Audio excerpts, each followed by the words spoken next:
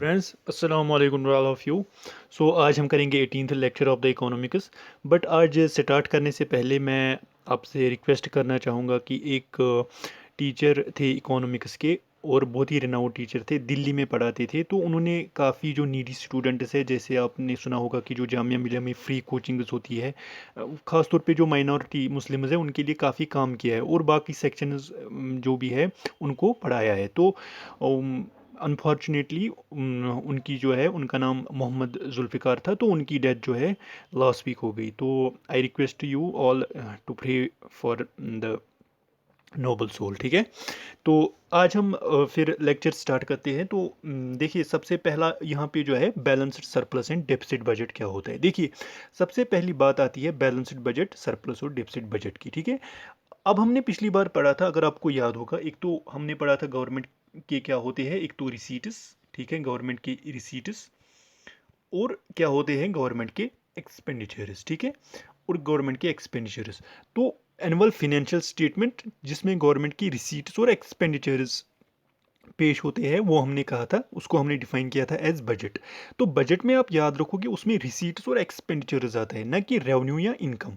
तो अगर हम बजट को डिफाइन करें it is the total income और total revenue and expenditure of the government, तो गलत होगा। रेवेन्यू और एक्सपेंडिचर हमें बजट की डेफिनेशन में नहीं लाना है, क्योंकि वहाँ हमें लाना है रिसीट्स। क्यों? क्योंकि देखिए, अगर हम इनकम या रेवेन्यू कहते हैं तो फिर हम बोरोइंग्स को एक्सक्लूड करते हैं, लेकिन बजट में बोरोइंग भी हो सकती है, कि मतलब गवर्नमेंट को जो पैसा है वो तो एक थ्रू टैक्सेस मिल सकता है, थ्रू बोरोइंग मिल सकता है। तो बोरोइंग एक इनकम नहीं है, बल्कि वो एक लाइबिलिटी है। या इसी तरह अगर हम खाली रेवेन्यू कहें तो हम कह रहे हैं कि गवर्नमेंट की जो कुछ सेक्टर्स है जिनसे उनको पैसा मिल रहा है, खाली उनसे मिल रहा है, तो फिर हम बाकियों को एक्सक्लूड करती है। तो रिसीट्स में क्या क्या आएगा, बोरोइंग भी आएगी, इनकम भी आएगी गवर्नमेंट की, सब आएगा। ठीक है, तो बजट होता है annual financial statement in which the government presents it is receipts and expenditures. Okay, now यहाँ पे अब याद रखोगे, अब बजट के का क्या होता है, एक तो बैलेंस्ड सरप्लस और डेफिसिट बजट। ठीक है, तो अब देखिए, यहाँ से अगर हम देखेंगे गवर्नमेंट के रिसीट्स, ठीक है, तो रिसीट्स में आएगा रेवेन्यू रिसीट्स। ठीक है, रेवेन्यू रिसीट्स वो रिसीट्स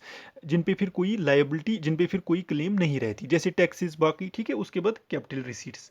तो कैपिटल रिसीट्स में जैसे लोन हुआ एटसेट्रा, तो इनमें लायबिलिटी गवर्नमेंट की बढ़ जाती है, क्लेम बढ़ जाता है गवर्नमेंट पे। ठीक है, या अगर गवर्नमेंट बरो करती है आईएमएफ से, वर्ल्ड बैंक से, तो कैपिटल रिसीट होगा। उसके बाद गवर्नमेंट के हमने एक्सपेंडिचर्स देखे थे, उसमें हमने देखा था रेवेन्यू एक्सपेंडिचर और कैपिटल एक्सपेंडिचर। तो इसको हम फिर से फिर दो में डिवाइड कर सकते हैं, एक तो प्लान और नॉन प्लान। ठीक है, एनपी।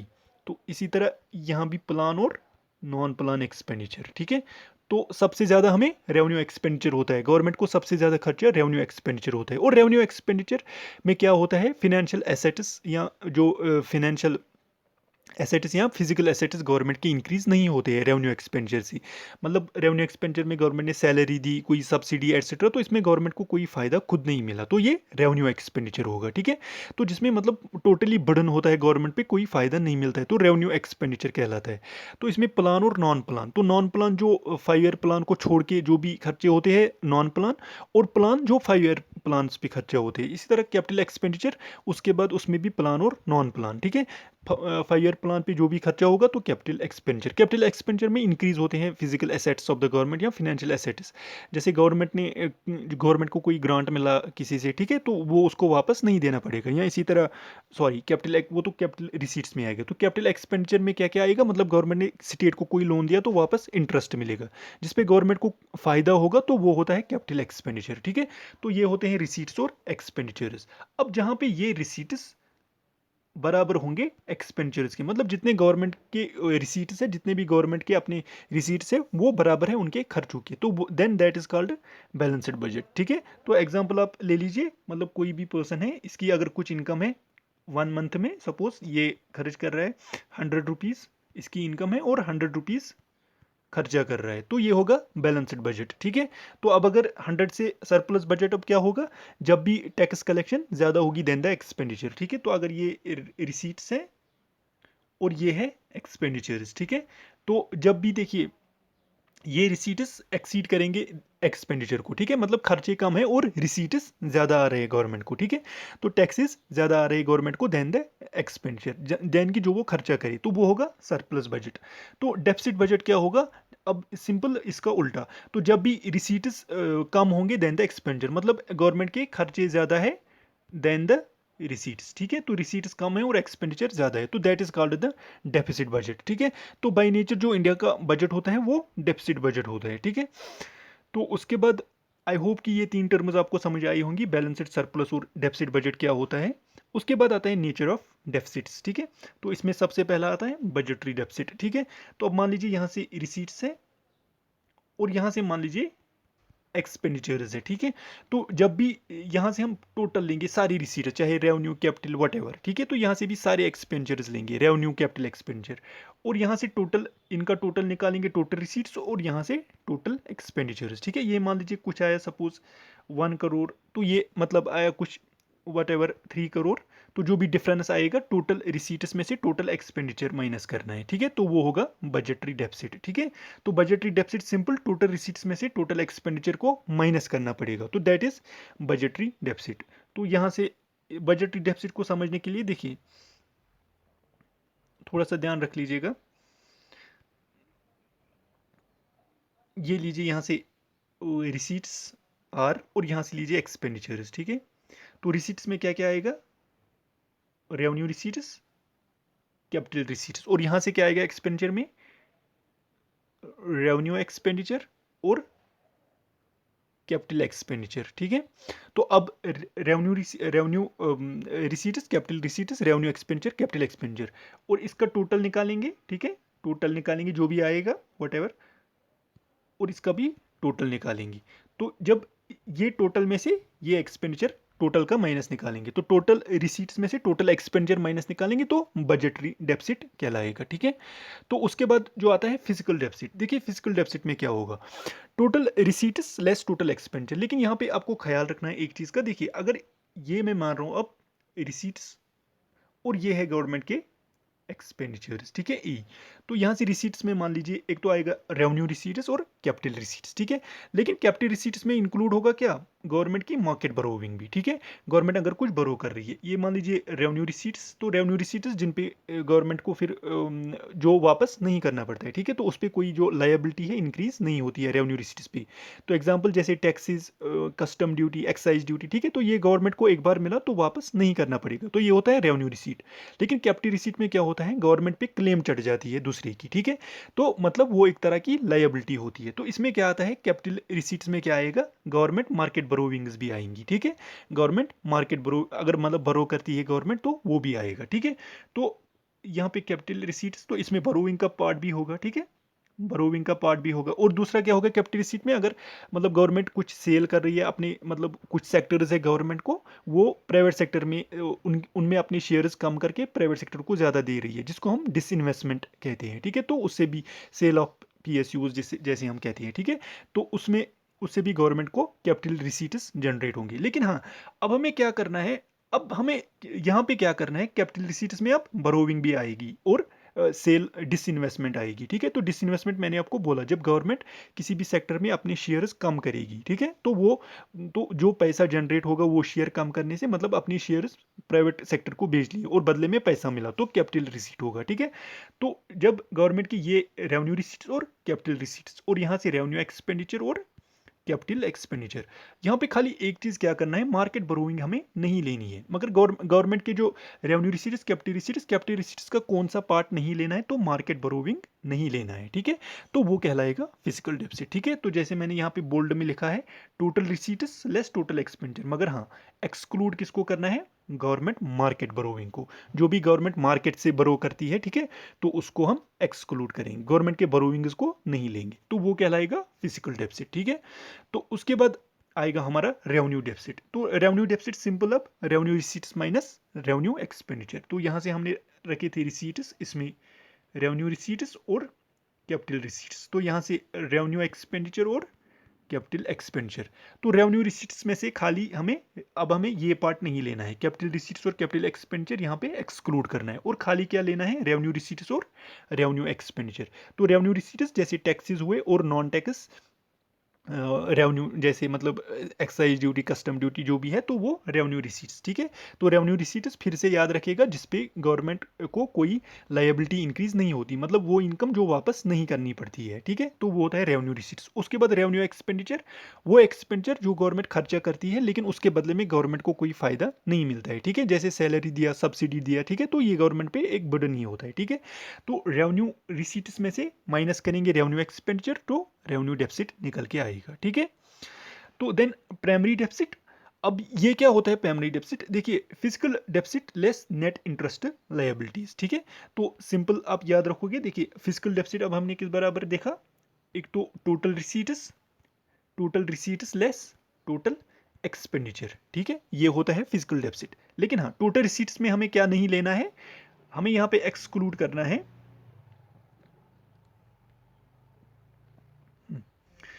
तो टोटल रिसीट्स में हमें एक्सक्लूड क्या करना है, मार्केट बोरोइंग्स, ठीक है, बोरोइंग्स। सिंपल में मैंने एमबी लिखा, मार्केट बोरोइंग्स, और माइनस क्या करना है, रिसीट्स माइनस एक्सपेंडिचर्स, ठीक है, टोटल एक्सपेंडिचर्स। तो लेकिन मार्केट बोरोइंग्स को नहीं इंक्लूड करना है, उनको एक्सक्लूड करना है, तो ये आएगा हमारा फिजिकल डेफिसिट। लेकिन जब हम अब हम इसी फिजिकल डेफिसिट में से जो भी हमें वैल्यू निकल के आएगा उसमें से नेट इंटरेस्ट लायबिलिटीज, ठीक है, जो भी गवर्नमेंट के इंटरेस्ट है, मतलब इंटरेस्ट लायबिलिटीज अगर गवर्नमेंट ने बोरो किया है उस पर जो इंटरेस्ट देना है, तो वो होगा इंटरेस्ट लायबिलिटी, ठीक है। मतलब गवर्नमेंट ने आईएमएफ से बोरो किया तो उस पर जो इंटरेस्ट चढ़ेगा वो होता है, वो होगा एज प्राइमरी डेफिसिट, ठीक है। तो फिजिकल डेफिसिट में से सिंपल माइनस क्या निकालना है, नेट इंटरेस्ट लायबिलिटीज, ठीक है, net interest liabilities, okay, liabilities, ठीक है।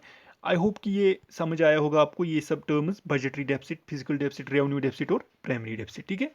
तो आप मुझे कमेंट में बताइए सबसे वर्स्ट डेफिसिट कौन है, बजटरी डेफिसिट है, फिजिकल डेफिसिट है, रेवेन्यू डेफिसिट की प्राइमरी डेफिसिट, मतलब जिसमें गवर्नमेंट की हालत बहुत ज़्यादा खराब होती है, ठीक है, जिसमें बहुत ज़्यादा इकोनॉमी वर्स्ट वर्स्ट बजट, मतलब वर्स्ट डेफिसिट होता है, वो कौन सा होता है चारों में, बजटरी, फिजिकल, रेवेन्यू या प्राइमरी।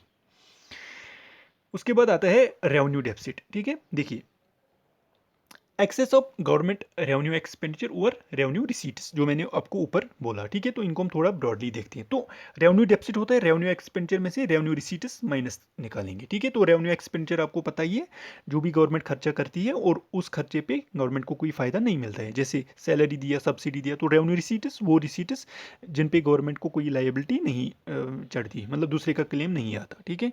तो उसके बाद it includes only such transaction that affect current income and expenditure of government. तो करंट इनकम, जो करंट ईयर की इनकम और करंट एक्सपेंडिचर जो होंगे, इसमें खाली रेवेन्यू डेफिसिट में खाली वही आएंगे, ठीक है।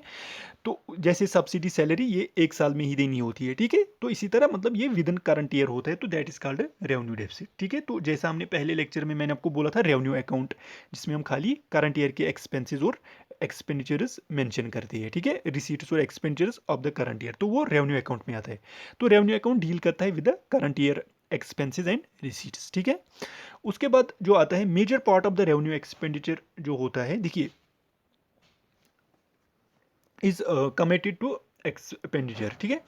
तो गवर्नमेंट क्या करती है, देखिए, मेजर पार्ट जो गवर्नमेंट का होता है, ये मैंने आपको बोला था पिछली बार भी, देखिए, सबसे ज़्यादा जो गवर्नमेंट को खर्चा करना पड़ता है वो ज़्यादा होता है रेवेन्यू एक्सपेंडिचर, ठीक है। लेकिन आपको पता है रेवेन्यू एक्सपेंडिचर जब होगा, इसमें क्या क्या देना पड़ेगा, एक तो सैलरीज, कुछ सब्सिडीज, ठीक है, ग्रांट्स देना पड़ेगा, तो इस पे गवर्नमेंट को कोई फायदा नहीं होता है, तो गवर्नमेंट के लिए एक बर्डन होता है, ठीक है। तो ओवरऑल जो होता है, सबसे ज़्यादा जो एक्सपेंडिचर इकोनॉमी में होता है वो रेवेन्यू एक्सपेंडिचर होता है इन इंडिया, जो फिजिकल पॉलिसी के हिसाब से जो सबसे ज़्यादा खर्चा आता है वो होता है रेवेन्यू एक्सपेंडिचर पे ही, ठीक है। लेकिन कैपिटल एक्सपेंडिचर से गवर्नमेंट को फायदा मिलता है, मतलब कहीं पे लोन दे दिया स्टेट को तो इंटरेस्ट वापस में मिलेगा, ठीक है। तो यहाँ पे सैलरीज, सब्सिडीज एटसेट्रा, ठीक है। तो ये जो होता है मेजर पोर्शन कॉन्स्टिट्यूट करता है गवर्नमेंट के खर्चे का, ठीक है। तो अब गवर्नमेंट क्या करती है, देखिए, अगर government salary, subsidy etcetera reduce करेगी तो गवर्नमेंट ये नहीं कर सकती, क्योंकि उससे जो है इंडिया एक, अगर आप देखोगे, डेवलपिंग कंट्री है, यहाँ पे फार्मर्स को अगर सब्सिडी कम करेंगे तो उन पे बर्डन आ जाएगा, या सैलरीज कम करेंगे तो वो भी एक नेगेटिव मैसेज सेंड करता है टुवर्ड्स द सोसाइटी, ठीक है। तो इसके पीछे पॉलिटिकल फैक्टर्स भी होते हैं, social factors, economic factors etcetera होते हैं, ठीक है। तो इसलिए गवर्नमेंट जो है रेवेन्यू एक्सपेंडिचर को कम नहीं करती, ठीक है। तो इसलिए गवर्नमेंट क्या करती है, वो प्रोडक्टिव कैपिटल जो होता है उस पर अपना खर्चा कम करती है। ठीक है, प्रोडक्टिव कैपिटल ये मान लीजिए जैसे ये हो गया रेवेन्यू एक्सपेंडिचर, इसमें क्या आएगा, एक तो आएगा salaries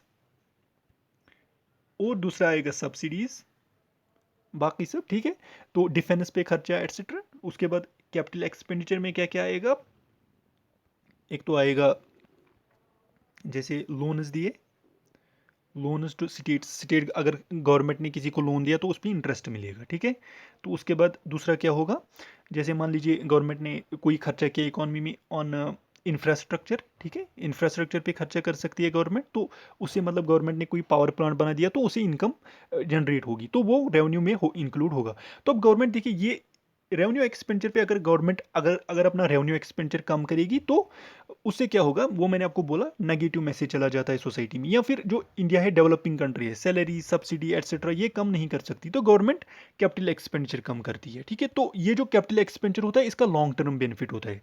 revenue expenditure with in 1 year exhaust होता है। करंट ईयर की रिसीट जैसे सैलरी ये विद इन 1 ईयर देनी है, या सब्सिडी करंट ईयर की बात करता है। और जो कैपिटल एक्सपेंडिचर है ये लॉन्ग टर्म बेनिफिट्स इससे आते हैं। तो गवर्नमेंट इंडिया में क्या अक्सर करती है, कैपिटल एक्सपेंडिचर पे अपना खर्चा कम करती है। ठीक है, तो मेजर पोर्शन जो गवर्नमेंट का है वो होता है टुवर्ड्स द रेवेन्यू एक्सपेंडिचर। ठीक है, तो लेकिन इससे क्या करती है गवर्नमेंट, प्रोडक्टिव कैपिटल मतलब जिसका आने वाले सालों में बेनिफिट मिलता है तो उस पर जो फिर है कम खर्चा गवर्नमेंट करती है। ठीक है, तो ओवरऑल ये जो होता है revenue expenditure it is a type of bad burden on the government. ठीक है, तो उसके बाद थोड़ा फिजिकल डेफिसिट को डिटेल में डिस्कस करते हैं। तो अब फिजिकल डेफिसिट क्या होता है, difference between the government total expenditure and it is total receipts excluding borrowing. तो ये मैंने आपको बोला फिजिकल डेफिसिट किस बराबर होता है, बजटरी डेफिसिट तो टोटल रिसीट्स में से टोटल एक्सपेंडिचर, लेकिन फिजिकल डेफिसिट टोटल रिसीट्स में से माइनस करेंगे टोटल एक्सपेंडिचर। लेकिन यहाँ हमें लेना किसको एक्सक्लूड करना है, मार्केट बोरोइंग्स को, मतलब जो गवर्नमेंट ने लोन्स ले रखे हैं वो इंक्लूड नहीं करने हैं, तो वो आता है इन द फिजिकल डेफिसिट। ठीक है, total receipts less total expenditure. तो इससे ये जब हम मार्केट बोरोइंग्स कम करते हैं तो हम सिर्फ देखते हैं गवर्नमेंट की अपना रेवेन्यू क्या है, इनकम क्या है, तो फिर जब मार्केट बोरोइंग्स एक्सक्लूड करते हैं तो इसीलिए हम फिजिकल डेफिसिट में ये मार्केट बोरोइंग्स इंक्लूड नहीं करते हैं, ताकि हम एक्चुअल इनकम देख सकें गवर्नमेंट की और जो एक्चुअल एक्सपेंडिचर है उसमें कितना फर्क है। एक्चुअल इनकम में से फिर मार्केट बोरोइंग्स नहीं आएंगी। ठीक है, क्योंकि गवर्नमेंट फिर चाहे कितना भी बोरो कर सकती है from RBI from other institutions. ठीक है, तो इसलिए एक्चुअल कंडीशन इकोनॉमी में देखने के लिए कि रिसीट्स और एक्सपेंडिचर्स में कितना डिफरेंस है, कितना अंतर है, तो उसको एग्जामिन करने के लिए हम मार्केट बोरोइंग्स नहीं लेते हैं। तो ये होता है total receipts less total expenditure. ठीक है, तो उसके बाद आता है तो आप फिजिकल डेफिसिट में आप क्या याद रखोगे, simple total receipts less total expenditure, लेकिन रिसीट्स में से एक्सक्लूड करना है गवर्नमेंट की मार्केट बोरोइंग्स। ठीक है, मार्केट बोरोइंग्स इसमें नहीं आएंगी। ठीक है, तो उसके बाद क्या आता है, देखिए अब जो फिजिकल डेफिसिट है रेवेन्यू डेफिसिट ये पार्ट होता है फिजिकल डेफिसिट का ही। ठीक है, क्योंकि रेवेन्यू डेफिसिट होता है revenue receipts less revenue expenditure. ठीक है, तो रेवेन्यू रिसीट्स रेवेन्यू एक्सपेंडिचर अगर हम देखें टोटल रिसीट्स यहाँ पे रख लीजिए, देखिए फिजिकल डेफिसिट एफडी किस बराबर आएगा, यहाँ पे रख लीजिए टोटल एक्सपेंडिचर। टोटल एक्सपेंडिचर अगर हम इसको ब्रेक डाउन करें, टोटल एक्सपेंडिचर एक तो होगा revenue expenditure plus capital expenditure. ठीक है, ये आप देख लीजिए equation, gross fiscal deficit is equal to total expenditure क्या होगा, एक तो रेवेन्यू एक्सपेंडिचर और ये कैपिटल एक्सपेंडिचर, और माइनस क्या होगा revenue receipts plus non debt creating capital receipts. ठीक है, तो यहाँ पे रख लीजिए रेवेन्यू रिसीट्स। ठीक है, अब देखिए रेवेन्यू रिसीट्स में से रेवेन्यू एक्सपेंडिचर और plus non debt creating capital receipts. तो non debt creating capital receipts वो कैपिटल रिसीट्स है जिनसे कोई मतलब गवर्नमेंट पे कर्जा नहीं चढ़ता है। ये मैंने आपको बोला कि हमें फिजिकल डेफिसिट में से मार्केट बोरोइंग्स एक्सक्लूड करनी है। तो नॉन डेट मतलब कोई कर्जा नहीं हुआ गवर्नमेंट को, तो वो कैपिटल रिसीट है जिनसे कर्जा नहीं होगा। जैसे मतलब गवर्नमेंट ने अपना कोई पीएसयू बेच दिया तो गवर्नमेंट को कुछ इनकम हुई, तो इससे कोई कर्जा गवर्नमेंट पे नहीं चढ़ा। ठीक है, तो अब देखिए यहाँ पे revenue expenditure minus revenue receipt अगर लिखेंगे ये क्या आएगा, रेवेन्यू डेफिसिट। ठीक है, revenue expenditure minus revenue receipt आएगा रेवेन्यू डेफिसिट, प्लस आएगा कैपिटल एक्सपेंडिचर और plus non debt creating capital x receipts, ठीक है। तो जो इससे क्या होता है, सिंपल आप यहाँ पे याद रखोगे, जो रेवेन्यू डेफिसिट है वो पार्ट होता है ऑफ द फिजिकल डेफिसिट, ठीक है। देखिए टोटल एक्सपेंडिचर, यहाँ पे आप लिख सकते हैं टोटल एक्सपेंडिचर को capital expenditure plus revenue expenditure, ठीक है ये। उसके बाद revenue receipts plus non debt creating capital receipts, ठीक है। अब देखिए ये CE capital expenditure, revenue expenditure और रेवेन्यू रिसीट्स, रेवेन्यू एक्सपेंडिचर और रेवेन्यू रिसीट्स को माइनस करके क्या आएगा, कैपिटल एक्सपेंडिचर। रेवेन्यू रिसीट्स और रेवेन्यू एक्सपेंडिचर ऊपर हमने पढ़ा वो आता है, रेवेन्यू एक्सपेंडिचर और रेवेन्यू रिसीट्स को जब हम आपस में माइनस करेंगे तो वो आता है हमें रेवेन्यू डेफिसिट, ठीक है। तो हम यहाँ पे लिख सकते हैं माइनस रेवेन्यू डेफिसिट, ठीक है, रेवेन्यू डेफिसिट और plus minus non debt creating capital receipts, ठीक है। तो इस इक्वेशन में आप ऊपर वाली इक्वेशन अगर आप पुट करोगे, जो revenue deficit minus revenue deficit जो आता है, revenue receipts minus revenue expenditure minus revenue receipts, ठीक है। तो ओवरऑल सिंपल ये है कि जो फिजिकल डेफिसिट है उसका पार्ट होता है रेवेन्यू डेफिसिट भी, ठीक है। तो non debt creating capital revenue receipts क्या होती है, वो होती है रिकवरी ऑफ लोन्स प्रोसीड्स, ठीक है। कैपिटल रिसीट, सॉरी यहाँ पे गलत हुआ है रेवेन्यू, यहाँ पे आप मिस्टेक हुई है, तो यहाँ रेवेन्यू के बदले कैपिटल रिसीट्स, ठीक है, कैपिटल रिसीट्स है, ठीक है, non debt creating capital receipts. तो मैंने आपको बोला देखिए फिजिकल डेफिसिट, फिजिकल डेफिसिट में क्या आएगा, एक तो टोटल एक्सपेंडिचर, ठीक है, ये आएगा, ठीक है। माइनस क्या करना है हमें, एक तो आएगा रेवेन्यू रिसीट्स, ठीक है, रेवेन्यू रिसीट्स आएंगी plus non debt creating capital receipts. अब कैपिटल रिसीट्स में देखिए यहाँ पे फिर से आप याद रख लीजिए, fiscal deficit is equal to total expenditure minus total receipts. लेकिन टोटल रिसीट्स में क्या करना है, माइनस क्या करना है हमें, टोटल रिसीट्स में से माइनस क्या करना है यहाँ पे, मार्केट बोरोइंग, ठीक है, मार्केट बोरोइंग। तो बचा क्या, बचा हमारे पास खाली कैपिटल रिसीट जो बाकी बचे, ठीक है, मतलब कैपिटल रिसीट्स अगर है तो इसमें आएंगे एक तो लोन्स, जो गवर्नमेंट लोन्स उसको जो मिलते हैं जिसपे इंटरेस्ट वापस देना है, ठीक है। और दूसरा आएगा लोन्स के बाद जो आएगा पीएसयू में जो अपना सेल्स, मतलब अपने कुछ शेयर्स बेच रही है, तो जो गवर्नमेंट को इनकम होगी वो भी कैपिटल रिसीट होगी। तो ये होगा पीएसयू का जो इनकम होगा वो होगा non debt creating capital receipt, लेकिन लोन को एक्सक्लूड करना है, ये नहीं लेना है, ठीक है। तो यही होता है non debt creating capital receipt, loan debt creating capital receipt है, ठीक है। इससे गवर्नमेंट पे कर्जा बढ़ जाता है। लेकिन पीएसयू से में अगर कोई गवर्नमेंट का शेयर सेक्टर है उसमें अपनी शेयर्स कम करके प्राइवेट को बेच देगी, तो जो इनकम होगी वो होगी कैपिटल रिसीट, तो वो इंक्लूड करनी है, ठीक है। तो ये होगी पीएसयू जो यहाँ पे डिसइन्वेस्टमेंट की गवर्नमेंट ने किसी सेक्टर में, वो होगा non debt creating capital receipt, ठीक है। तो तो रिसेंटली जो आ रहा था एक बैंक था सिडबी के आईडीबीआई, ठीक है, आईडीबीआई।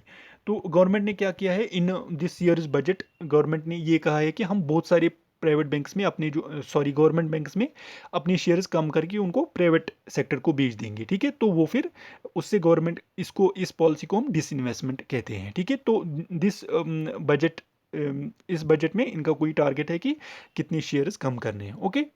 तो दिस इज इट नाउ। उसके बाद आता है फिजिकल डेफिसिट जो है, अब रिप्रेजेंट क्या करता है, फिजिकल डेफिसिट को फाइनेंस कैसे किया जाता है, थ्रू बोरोइंग, ठीक है। मतलब अगर ये देख लीजिए fiscal deficit is equal to total expenditure minus total receipts, लेकिन हाँ यहाँ पे मार्केट बोरोइंग्स एक्सक्लूड करनी है, ठीक है, एक्सक्लूड करनी है। तो जब मार्केट बोरोइंग्स एक्सक्लूड की तो हमें ये पता चलेगा कि इस एक्सपेंडिचर को कितना, मतलब देखिए अगर एक्सपेंडिचर तो ज़्यादा है, ठीक है, मान लीजिए इट इज़ 30, एक्सपेंडिचर यहाँ पे मान लीजिए रेवेन्यू यहाँ पे 20 है और एक्सपेंडिचर 50 है, तो बीच का डिफरेंस कितना है 30। तो मतलब गवर्नमेंट 30 का लोन ले सकती है from any RBI, from monetary institution, IMF, तो इस डेफिसिट को, फिजिकल डेफिसिट को फिनेंस करने के लिए। तो इसीलिए हम टोटल बोरोइंग्स फिजिकल डेफिसिट में नहीं लेते हैं, ठीक है। तो फिजिकल डेफिसिट में टोटल बोरोइंग्स इसलिए नहीं लेते हैं क्योंकि हमें देखना होता है कि कितना बोरो करना है गवर्नमेंट को, ठीक है। तो इसीलिए यहाँ पे देखिए total expenditure minus total revenue, मान लीजिए खर्चा टोटल गवर्नमेंट का 50 है और उस पर टोटल रेवेन्यू जो है सिर्फ 20 का है, तो 30 का लोन लेना पड़ेगा, ठीक है, सिंपल है। मतलब मान लीजिए यहाँ पे कोई भी एंटिटी है, ये मान लीजिए गवर्नमेंट ही है, ठीक है, गवर्नमेंट की इनकम है 20 लेकिन एक्सपेंडिचर है 50, तो बीच का डिफरेंस है 30, तो 30 एज लोन लेना पड़ेगा, ठीक है। तो ये एज लोन लेना पड़ेगा। तो फिजिकल डेफिसिट हमें दिखाता है कि गवर्नमेंट को कितना बरो करना है, ठीक है, कितना बरो करना है, ताकि जो फिजिकल डेफिसिट है वो उसको कम करने के लिए, उसको फाइनेंस करने के लिए, ठीक है। तो उसके बाद इस तरह भी गवर्नमेंट के जो फिजिकल डेफिसिट होते हैं उसमें क्या बोरोइंग में अब क्या क्या आता है, एक तो net borrowing at home plus borrowing from RBI and borrowing from abroad. Net borrowing at home इसमें आता है जैसे मतलब गवर्नमेंट ने कमर्शियल बैंक से पैसा लिया, ठीक है, एट एसएलआर लेती है, स्टेटरी लिक्विडिटी रेशो, ठीक है, मतलब गवर्नमेंट ने मान लीजिए एसबीआई से बोरो किया, तो गवर्नमेंट ने ऐसे मान लीजिए कोई बॉन्ड्स रेज की, ठीक है, जिस तरह मैंने बोला था बॉन्ड्स इशू की, ठीक है, तो वो होगा गवर्नमेंट के नेट बोरोइंग एट होम में, ठीक है। तो उसके बाद फिजिकल पॉलिसी में कुछ इंपॉर्टेंट चीज़ें, जैसे केनीज का मेन आइडिया था the general theory of employment interest and money, जो इन्होंने बुक लिखी थी, तो इन्होंने उसमें कहा था कि जो फिजिकल पॉलिसी है ये यूज़ हो सकती है ताकि मतलब जो स्टेबलाइज हो सके level of output and employment. तो इसके लिए उन्होंने क्या किया था, गवर्नमेंट का क्या होता है कि वो लेवल ऑफ इक्विलिब्रियम जो है दो दो दो रास्तों से अफेक्ट कर सकती है इकोनॉमी में।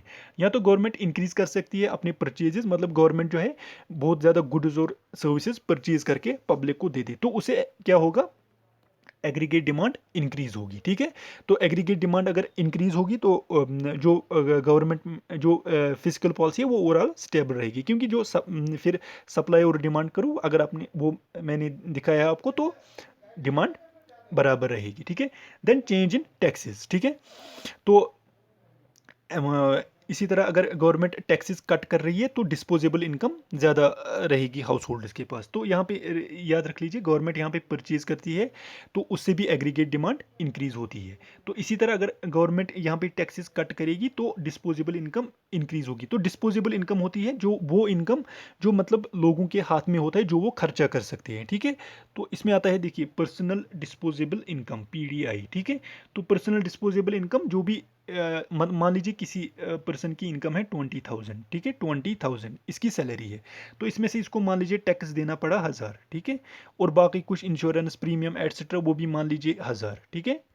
तो बाकी कितना बचा, 20,000 में से 2,000 निकालने हैं तो बाकी बचा 18,000, ठीक है। तो 18,000 मतलब 20,000 सैलरी में से ये 18,000 स्पेंड कर सकते हैं। तो जितनी भी इनकम, जितनी भी हमारी सैलरी होगी उसके बाद उसको टैक्स निकालना है, सारे जो हम बाकी मतलब कोई इंश्योरेंस प्रीमियम है कुछ है वो सब निकाल के जो भी हमारे पास बचेगा वो होगी पर्सनल डिस्पोजेबल इनकम, जो हम एक्चुअली खर्चा कर सकते हैं, ठीक है। तो अगर टैक्सेस गवर्नमेंट मान लीजिए यहाँ पे 1,000 टैक्सेस थे, मान लीजिए गवर्नमेंट ने 500 कर दिया, ठीक है, तो टैक्स कट कर लिया, तो ये यहाँ से होगा 18,500, तो इनकम बढ़ जाएगी, personal disposable income with in the individuals बढ़ जाएगी, तो वो ज़्यादा खर्चा कर सकेंगे इन द इकोनॉमी, तो उससे क्या होगा, एग्रीगेट डिमांड बढ़ जाएगी, ठीक है। तो उसके बाद डेट पे थोड़ी बात करते हैं, जो गवर्नमेंट मतलब बरो करती है। तो बजटरी डेफिसिट कैसे मतलब इसका फिनेंस कैसे होता है, कैसे गवर्नमेंट इसको मतलब पूरा करती है, थ्रू एक तो टैक्सेस, बरोइंग और प्रिंटिंग ऑफ मनी। लेकिन ज़्यादा जो गवर्नमेंट करती है मोस्ट यूजुअली वो होती है बरोइंग, ठीक है, ज़्यादा बरोइंग होती है गवर्नमेंट की, ठीक है। तो प्रिंटिंग ऑफ मनी ये यूजुअली पहले होता था, उसको हम बोलते थे डेफिसिट फिनेंसिंग, जब गवर्नमेंट आरबीआई को बोलती थी कि उनको ये गवर्नमेंट सिक्योरिटीज़ दे के, पेपर दे के और वहाँ से बदले में पैसे लेती थी, ठीक है। तो ये अब ज़्यादा नहीं होते, तो ज़्यादा अब क्या होता है, बरोइंग, ठीक है। तो बरोइंग ज़्यादा गवर्नमेंट को होती है then the taxes and this printing money, ठीक है। तो government mostly have relied on borrowings, ठीक है। तो डेफिसिट रिड्यूस कैसे हो सकता है, अब डेफिसिट रिड्यूस कैसे हो सकता है, या तो टैक्सेस को इंक्रीज करना है या फिर एक्सपेंडिचर कम करना है, ठीक है। तो सिंपल है, यहाँ पे मान लीजिए ये है फिजिकल डेफिसिट, तो total receipts minus total expenditure minus total receipts, ठीक है। तो मार्केट बोरोइंग्स इंक्लूड नहीं करनी है, ठीक है। तो यहाँ पे मान लीजिए total receipts, sorry, total expenditure less total receipts, ठीक है। तो अगर गवर्नमेंट अपना एक्सपेंडिचर कम कम करेगी तो जो डेफिसिट है, जो इसमें डिफरेंस है वो कम आएगा, ठीक है। तो इसी तरह आप देख लीजिए टैक्सेस को इंक्रीज करने से उससे भी डेफिसिट कम होगा, क्योंकि फिर गवर्नमेंट की रिसीट्स बढ़ जाएंगी, तो जो ये है एक सेकेंड,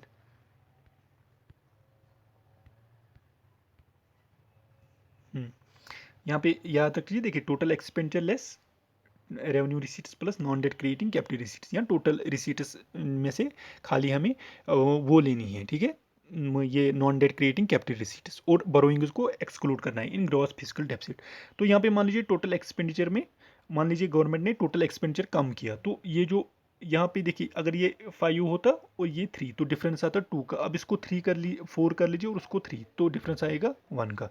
तो मतलब गवर्नमेंट एक्सपेंडिचर कम करने से, यहाँ गवर्नमेंट अगर एक्सपेंडिचर अपनी कुछ कम करेगी तो उससे ग्रॉस फिजिकल डेफिसिट कम होगा। और कैसे कम होगा? टैक्सेस को इंक्रीज करने से। यहाँ पे मान लीजिए रेवेन्यू रिसीट्स, इसमें क्या आता है? टैक्सेस, ठीक है। मान लीजिए गवर्नमेंट ने टैक्सेस इंक्रीज की, ठीक है, तो भी जो टोटल एक्सपेंडिचर माइनस ये रेवेन्यू रिसीट्स, वो डिफरेंस कम होगा, ठीक है। तो टैक्सेस को इंक्रीज करने से और एक्सपेंडिचर को डिक्रीज करने से, ठीक है। तो गवर्नमेंट का फिजिकल डेफिसिट कैसे ये डिक्रीज हो सकता है? गवर्नमेंट का physical deficit how it can be increased? तो इसको इंक्रीज किया जा सकता है थ्रू, एक तो टैक्सेस को इंक्रीज करने से, ठीक है, टैक्सेस को इंक्रीज करने से, और ये एक्सपेंडिचर को रिड्यूस करने से, ठीक है। तो ऐसा क्वेश्चन अगर आए कि गवर्नमेंट का जो फिजिकल डेफिसिट है वो कम कैसे होगा, ठीक है, कम कैसे होगा? Increase in taxes and reduction in expenditure, ठीक है। तो एक अगर आपको कंसेप्ट याद होगा, आप फिजिकल डेफिसिट अच्छे से समझोगे तो आपको खुद समझ आ जाएगा, ठीक है। तो उसके बाद बजटरी डेफिसिट, ओके, उसके बाद आता है हमारे पास थोड़ा important, physical responsibility and budget management act 2003, ठीक है। तो देखिए यहाँ पे जो क्या होता है, देखिए अब यहाँ पे मान लीजिए कि गवर्नमेंट जो है चेंज होती रहती है, कभी नई गवर्नमेंट आती है, फिर उनके एक्सपेंडिचर, उनके रिसीट्स, वो उनके अलग गोल्स होते हैं, और बाकी जो होते हैं उससे पहले के उनके अलग होते हैं, ठीक है। मान लीजिए आज मान लीजिए बीजेपी है, ठीक है, तो इनके मान लीजिए कुछ गोल्स है, जैसे ये चाहते हैं कि प्राइवेटाइजेशन ज़्यादा हो, ठीक है, बाकी कुछ। तो इसी तरह मान लीजिए कांग्रेस कल को आई तो इन्होंने कुछ और चीज़ों पे ध्यान दिया, ठीक है। तो मतलब ये वेरी करता रहता है। तो इसीलिए गवर्नमेंट को लगा कि मतलब जो फिजिकल पॉलिसी है इसमें एक यूनिटी, यूनिफॉर्मिटी रहनी चाहिए, तो एक डिसिप्लिन रहना चाहिए। तो इसीलिए उन्होंने लाया एक थ्रू लेजिस्लेशन, एक लॉ बनाया, कोई भी गवर्नमेंट हो तो उसको वो फॉलो करना पड़ेगा, physical responsibility and budget management act 2003। तो ये यूजुअली 10th ईयर प्लान में इंक्लूड हुआ था। अभी मैं इसमें थोड़ा, वैसे 10th ईयर प्लान ही है तो we will see that in planning, ठीक है। तो legislation to deal with fiscal policy of government, ठीक है। तो मेन प्रोविजंस क्या है एफआरबीएम के? देखिए, एक तो फिजिकल डेफिसिट को रिड्यूस करना है, but more than 3% of GDP नहीं करना है रिड्यूस, ठीक है। और क्या करना है? तो रेवेन्यू डेफिसिट को पूरा खत्म करना है अप टू मार्च 31 2009, लेकिन ये मार्च 31 2009 तक नहीं हुआ, तो ओवरऑल ये ऑब्जेक्टिव जो है दूसरा अचीव नहीं हुआ, ठीक है। तो फिजिकल डेफिसिट को डिक्रीज करना है, but not more than 3% of GDP, ठीक है। तो उसके बाद कुछ फैक्ट्स पढ़ लेते हैं। देखिए, India follows ad valorem indirect tax structure. मतलब देखिए, इनडायरेक्ट टैक्स क्या होता है? जो गुड्स और जीएसटी, मतलब मान लीजिए गुड्स और सर्विसेज पे लगता है, ठीक है, तो उसको हम कहते हैं गुड्स एंड सर्विसेज टैक्स। ये तो एक, या तो लगता है कि उस चीज़ की वैल्यू क्या है, या फिर लगता है ऑन द बेसिस ऑफ कि कोई स्टैंडर्ड रखा जाए उसके हिसाब से, ठीक है। मान लीजिए यहाँ पे कॉटन है, और बाकी मान लीजिए कुछ भी यहाँ से ABC बाकी है, तो हम कॉटन के खाली यहाँ पे इसको स्टैंडर्ड सेट कर लिया, तो ये होगा देन ये होगा ऑन स्टैंडर्ड बेसिस, ठीक है। तो ऑन स्टैंडर्ड बेसिस, ठीक है। तो इसमें मतलब इसके प्राइस चेंज होने से बाकी में भी टैक्स ऊपर नीचे किया जाएगा, ठीक है। लेकिन यहाँ पे इंडिया में क्या किया जाता है? Ad valorem indirect tax structure, मतलब जो भी वैल्यू है किसी भी गुड का, उसी के हिसाब से उस पर टैक्स लगेगा, ठीक है। मतलब वैल्यू के हिसाब से कोई वो स्टैंडर्ड नहीं रखा जाता, ठीक है।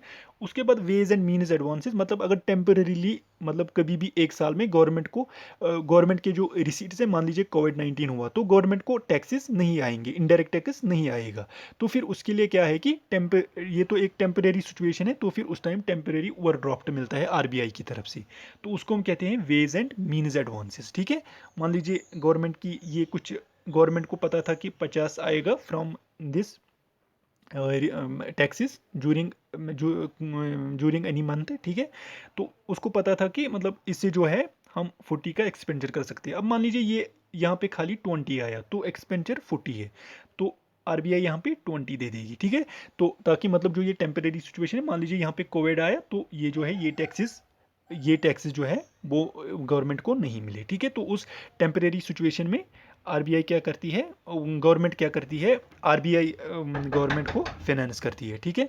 उसके बाद आता है 2005-06 में, पहली बार 2005-06 बजट में क्या हुआ था, जेंडर बजटिंग जो है, जेंडर बजटिंग 2005-06 में इंट्रोड्यूस हुआ था, gender gender gender sensitiveness of the budget, ठीक है। उसके बाद 1997 बजट में क्या हुआ था, बजट डेफिसिट जो है इसको, मतलब इसको पार्लियामेंट में पेज दिखाना होता था कि कितना डेफिसिट है, तो उसको डिसकंटिन्यू किया गया। तो यहाँ पे आप याद रखोगे जो ये gender gender sensitiveness of the budget है, इसका मतलब है कि मतलब अगर गवर्नमेंट कोई कह रही है कि हम जेंडर इक्वलिटी लाएंगे, जैसे वुमेन पे इतना खर्चा करेंगे, तो उसी को कहते हैं जेंडर बजटिंग। मतलब हाँ, वुमेन के लिए इतना होगा तो ज़रूरी बजट के थ्रू भी उसको मतलब उतना, मतलब अगर गवर्नमेंट ने कमेंट किया कि हमें maternal MMR, maternal mortality rate decrease करनी है, ठीक है, तो इसके लिए गवर्नमेंट खाली कहेगी भी नहीं बल्कि बजट में भी इसको, इस पे फंड्स एलोकेट करेगी, तो वो होता है जेंडर बजटिंग, ठीक है, जेंडर बजटिंग,